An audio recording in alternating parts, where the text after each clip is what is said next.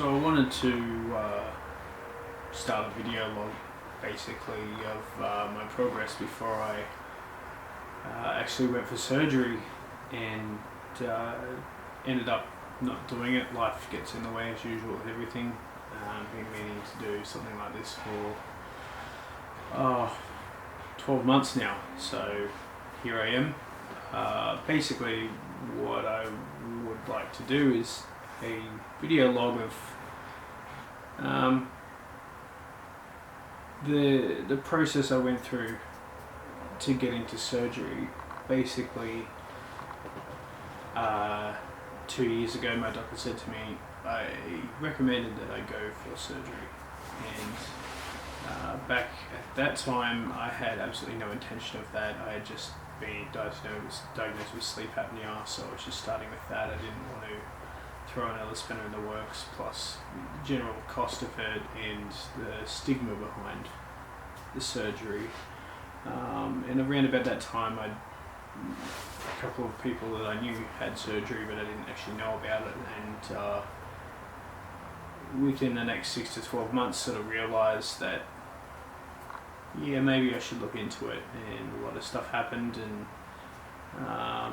I finally made the decision to do something for myself. And this is one thing I would try to emphasise in my video log, is that you need to be able to do this for yourself. Even if it is for family, you need to say to yourself, I have to do this for me, because it's not just for other people.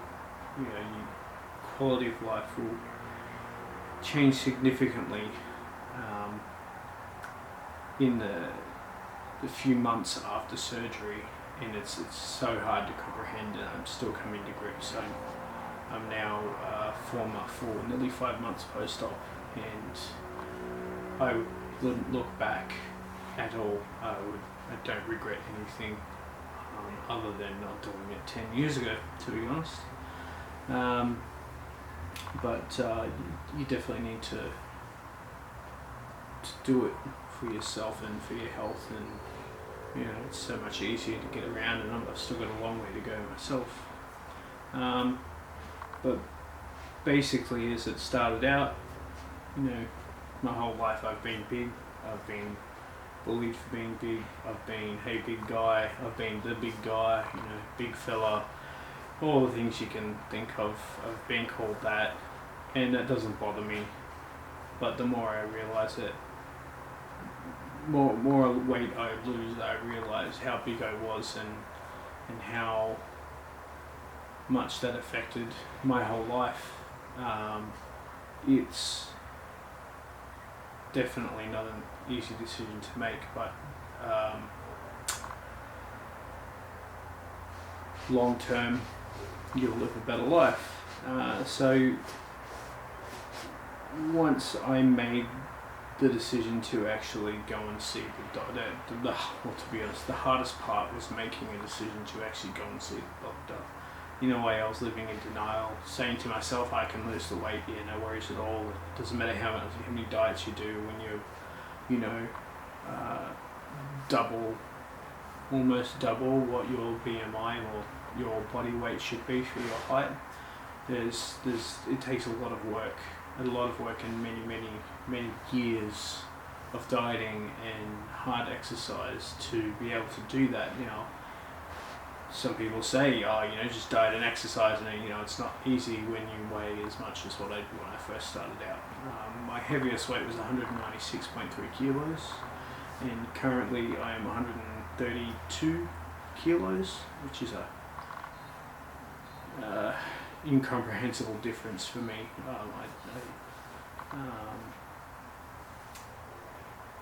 I cannot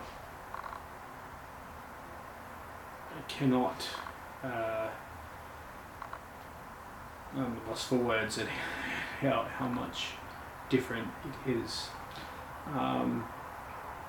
But when you're at that weight, just getting up out of bed every day, getting up off the chair, getting up off the lounge, going outside to mow the lawn, going to wash the dishes, hang the washing out and all that stuff, it's a task. It is a very, very big task. everyday stuff. You know, you feel like you get used to it, but you know, once you've actually lost that weight, you sit here and go, holy crap, how the hell did I used to do all of that? And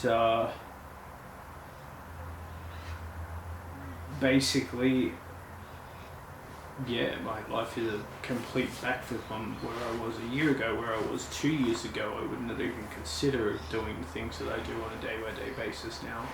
2 years ago, I would have laughed, you know, going for a 16-kilometer ride or going to the gym for an hour and lifting weights. It just wouldn't have happened.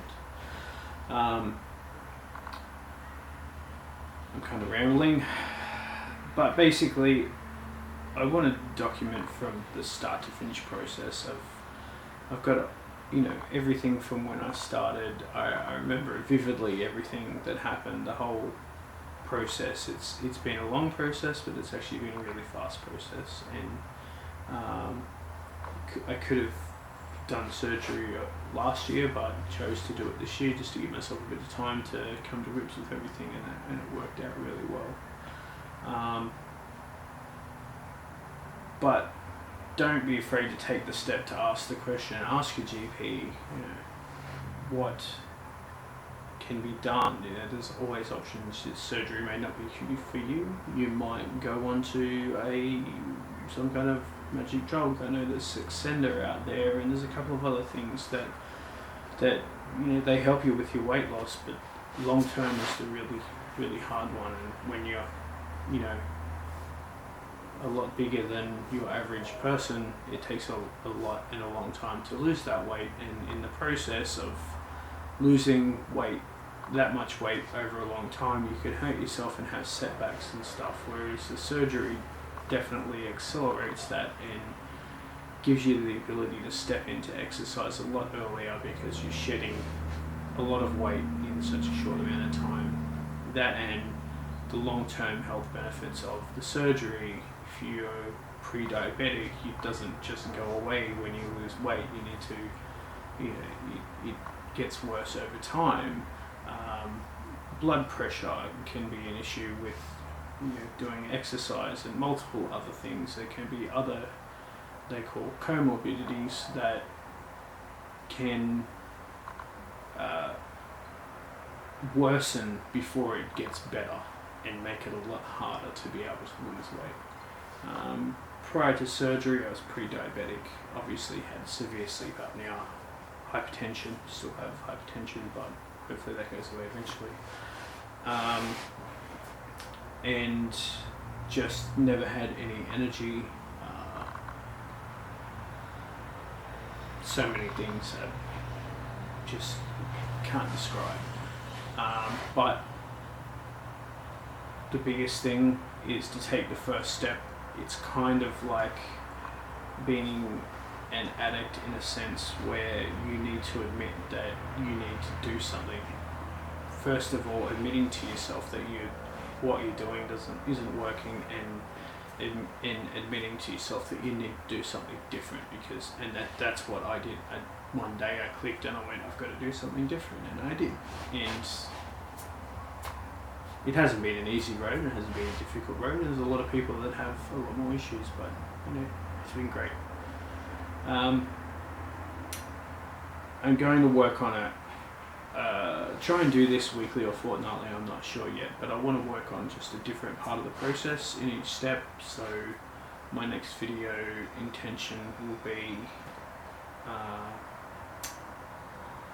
the initial consult with the doctor, and or the surgery, and what to expect when you go there, and what to ask when to go there, and then the next one will be, you know, what pre-tests you have to do prior to surgery, and then, you know, the visit with the surgeon to decide what exactly you're going to do, what they can do for you, etc., etc. So I've got a few ideas for long term.